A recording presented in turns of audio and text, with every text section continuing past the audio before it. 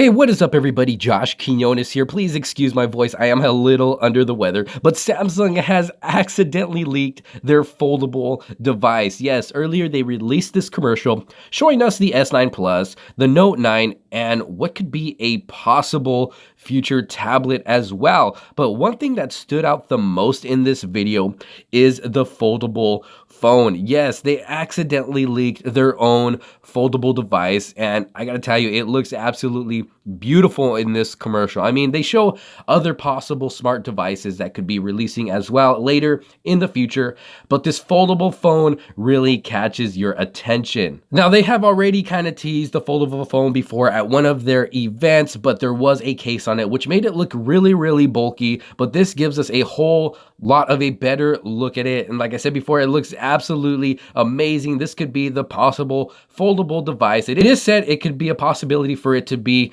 announced alongside the Galaxy S10 and S10 Plus, which is not too far from now. That is February 20th. That is less than a month away, which gets me even more excited. Or it could possibly be announced at Mobile World Congress, which is just a week later, but that is still less than a month away, and I am just super excited for this.